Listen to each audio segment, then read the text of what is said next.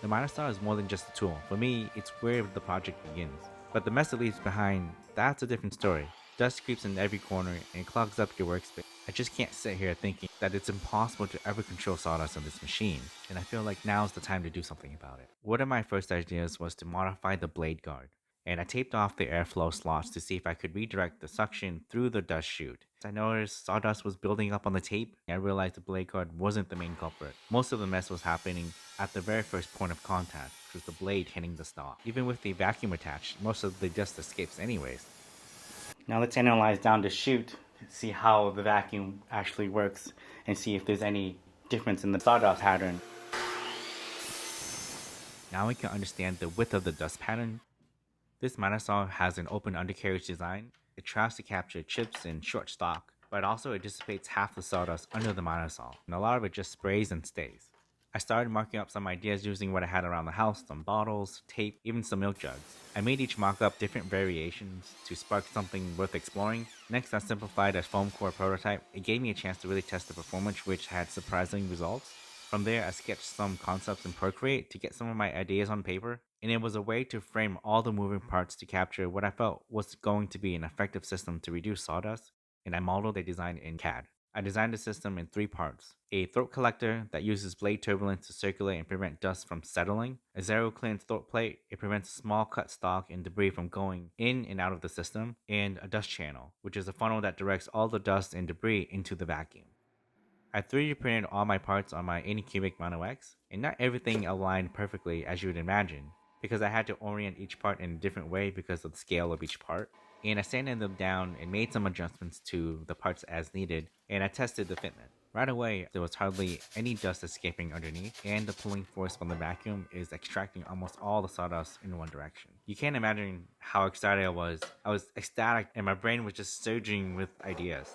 I ran into issues of the dust channel only fitting in the cross-cut orientation, so when I angled it to do miter cuts, the nose was extended a half inch too long, so I had to cut off the portion which was protruding. Overall, it worked out pretty well, but as you can see in the footage, there are some chips that do fly around here and there that just didn't make it into the dust channel. One other design challenge that I ran into was that this Dewalt miter saw had a short extended fence design on this model, and it kept the dust channel from actually fully rotating to the right side, so I had to notch the extended lip surface just to clear it.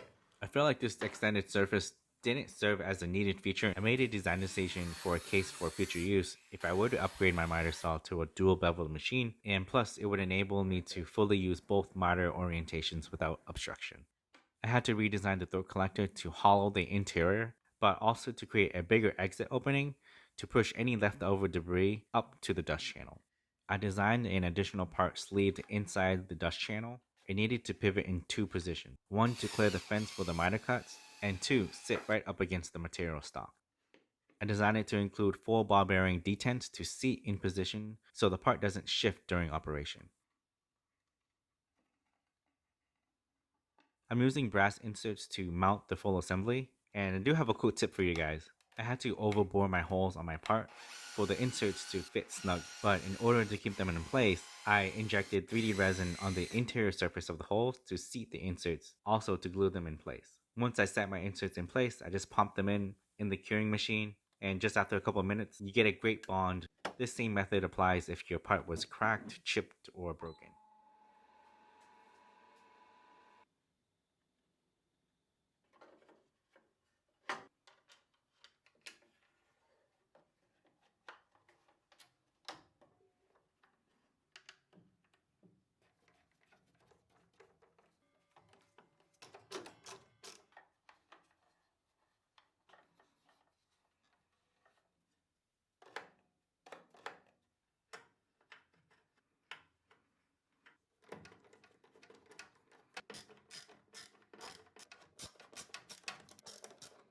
In the end, I created what I call the Dust Collection System 1.0. This was never meant to be perfect, but it was a system designed to capture dust right where it starts by using the airflow turbulence in a controlled channel to suck the debris away before it scatters. The key feature is the adjustable shroud that closes the gaps around your stock, whether you're making a straight cross cut or a miter cut. Without that shroud, dust and larger chips would bounce outside of the dust channel and back on your bench. But with it, the system seals off any debris that would try to escape, and I designed it to extract as much debris as possible.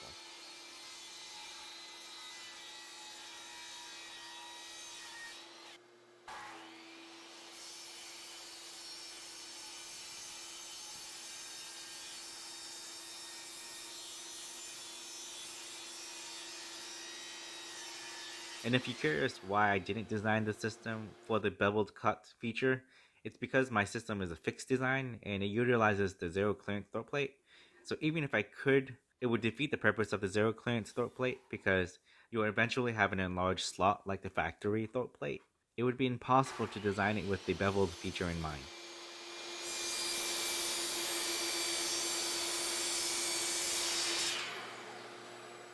Here's before and after.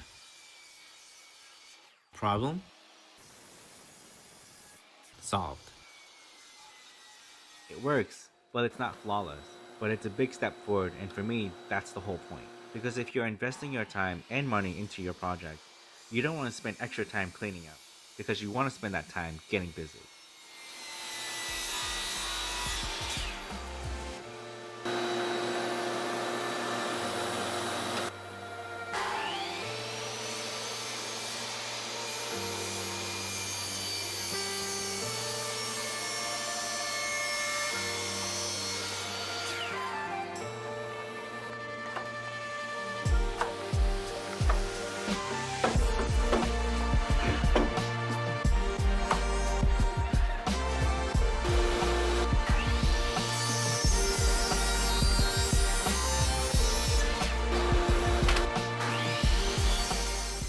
This is just the beginning, and I'm excited to see where the Dust Collection 2.0 will take us.